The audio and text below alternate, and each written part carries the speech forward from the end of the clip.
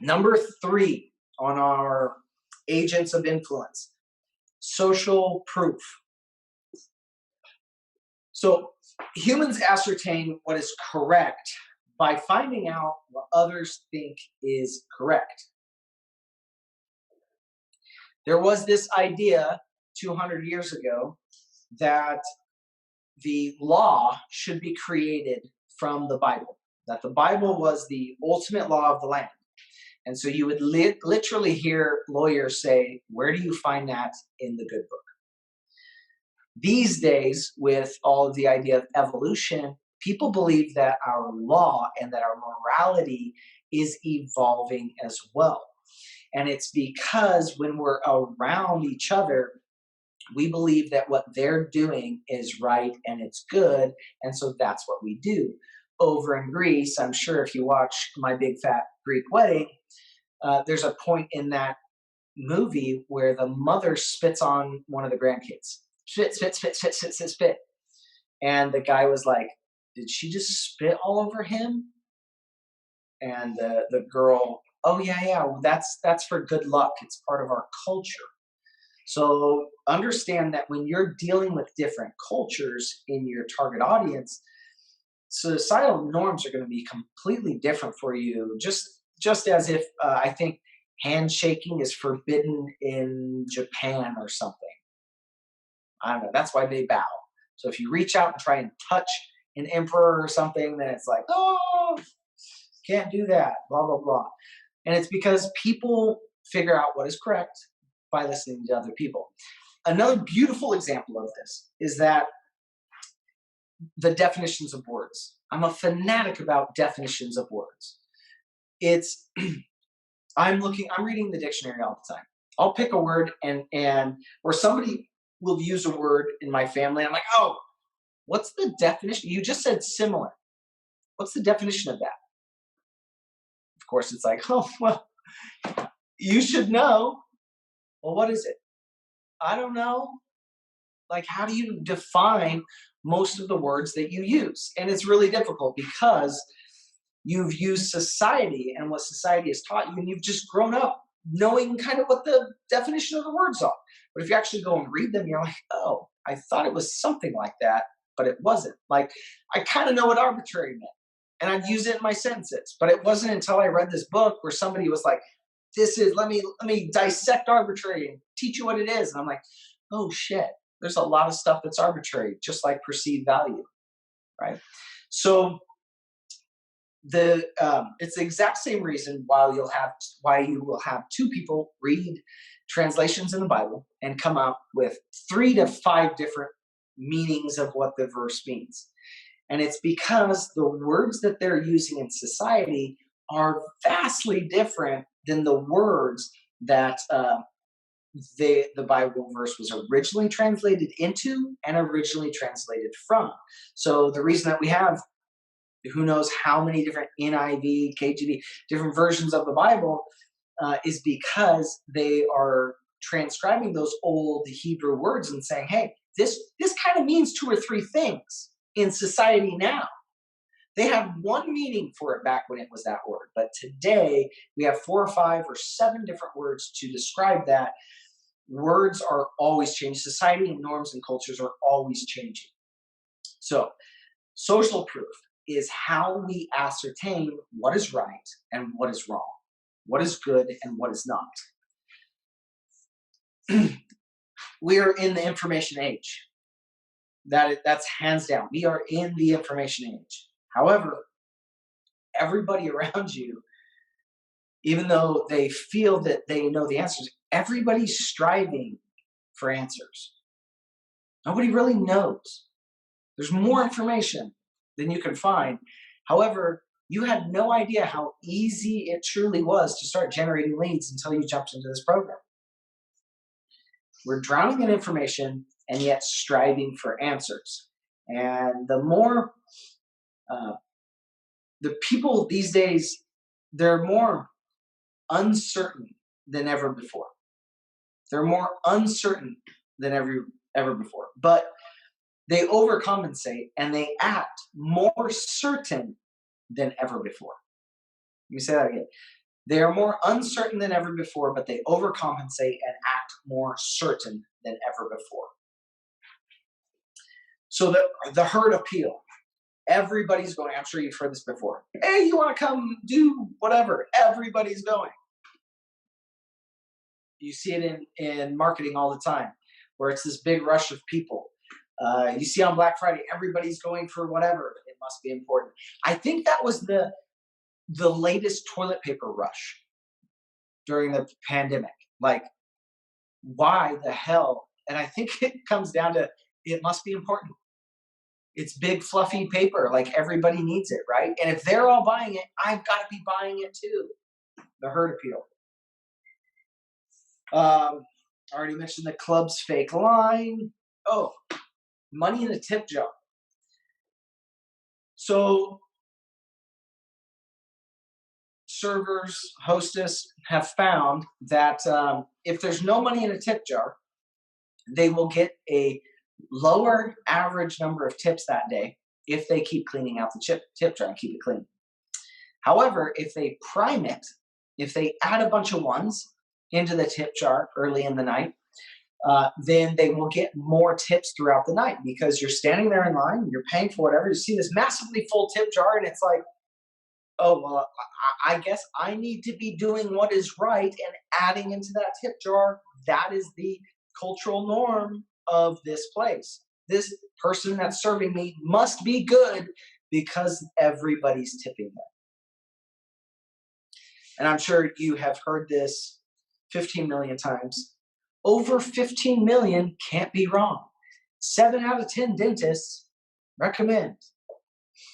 Social proof techniques. All good stories or invitations should include some kind of social proof. So when you're sending out an email, include some testimonial in the email. The social proof in your posting, and I don't think I've mentioned this yet, but results are what make everything work. Results. And social proof is a huge testament to results. In the old days, referrals, customers would refer their friends to say, oh, I know somebody that can fix your car, go here. Customer service is dying. The number of people that every person knows and actively hangs out with is shrinking, even though their reach is growing. The true relationships are shrinking. So referral-based businesses are dying. And in order to save them, what the shift is happening is that everybody has nobody to go to ask, where should I go get my car paint job done? Where should I go get my tires? So what do? They go onto Google, they go onto Yelp, they go onto Facebook reviews, and they read the reviews of these companies. Social proof through reviews are the modern day referral. It's literally going to your customers, and instead of waiting for your customers to endorse you to one of their friends, you're saying, can you endorse me publicly? And then everybody else can come in, whether they know you or not. The statistics are resounding. Testimonials win every single time.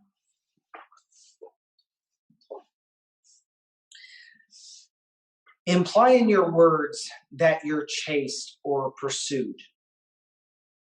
It's another great way to add in that social proof. So we're talking about how to use social proof in your everyday life. Imply in your words that you're chased or pursued. Social proof is great when it's static. When it's a post on your wall, or when it's a post on your Google reviews, when you say, hey, I've gotten these results for customers, include it in your post or post on your wall, that will generate more customers than any other post that you do. Hey, I've gotten all these awesome results. I just did a post like this a few weeks ago. I was able to get a brand new roofing company. Haven't even got one customer yet. I was able to get them 5 roofing jobs off of one email. Yeah, I did send that email to 500 people, and I got them 5 jobs. But in his email, I used social proof, And then the results that I got from that email, I then reposted as a post on in a group wall, and I ended up getting 175 people come to me and say, "I want those kind of results." Now, I posted in a roofing company group. I then took the social proof from that and said, "I just made one post and got 175 prospects to book on my calendar." And that got more. So I'm just using this pursuit of people coming after me in order to boost the social proof. Now, like I was saying, the static social proof is great. So when you just have like a written testimony, that's fantastic. But video, active testimonial is huge. It's huge. When you can get your customers to write a good testimonial, that's great. It's way better than letting them write it themselves. But when you can get them to speak that testimonial into video and get it recorded, the emotion that's captured in that is worth 10 times the static testimonial. When you can get the live testimonial, like you're walking on stage and the MC comes up and says, "This is Mark, and this is all the amazing things and results that he's gotten," that active endorsement is worth 10 times what a text posting would have been. So remember, static testimonials are great, but in motion, they're worth 10 times more. So when you're implied that you're being chased actively right now, people are after me, that is an in motion thing. That is, it's happening right now. For the same reason, when you're selling something online and that little pop up, Mark just bought this in Florida. Sam just bought this in Texas 3 minutes ago. James just bought this from New York 10 minutes ago. That little pop up, that little social pop up that's saying actively right now, things are happening. That pursual, 15 people are looking at this product. That kind of promotion or social proof is worth way more than 15 people have reviewed this product.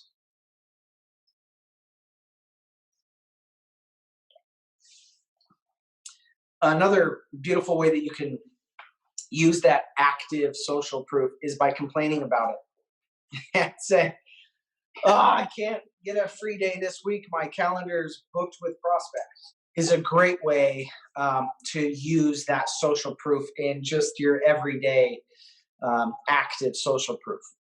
That I'm getting so much business. I've got so many customers. One post that works really well is saying, "I need help.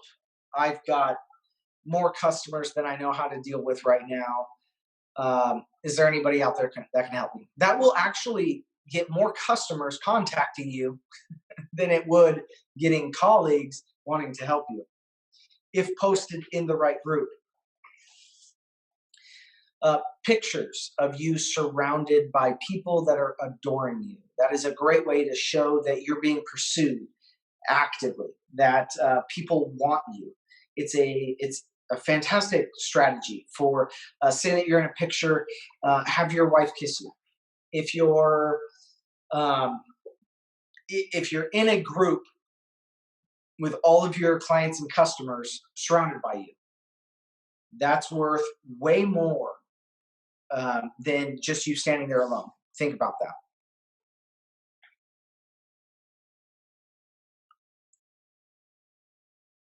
Another great way when you're following up with customers is to say, "Hey, if the line is busy, just text and I'll get back to you."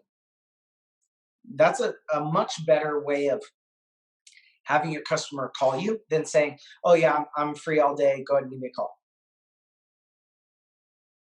Change it up. If the line's busy, just send me a text and I'll get right back to you. It's showing that you're actively being pursued. You're important. You're exclusive. I mentioned a story once before, and I'll mention it again. My wife goes to this doctor that he only makes one day a month available, and then when you go to book a meeting with him, it's like, "Oh, well, he's booked out for 2 months." Well, it's only 2 days. but because he's created his own scarcity and it also makes it look like he's being pursued and it's hard to get in, you might as well take the meeting right now because you're not going to get one for 3 months, right? You can also use this on your website. When somebody places an order, we would do this all the time in e-commerce. They place the order. Instead of just running the order and doing a spinner and saying, hey, we're processing your order right now, we would post up and say, our server is experiencing a high volume. Please wait. And the number of people that we would get completing their orders was increased by 2% conversion rate. Our server is experiencing high volume. Please wait. Please be patient. You can do that at any time, and it would cause people to finish the process because they wanted to get through. They wanted to make sure their order got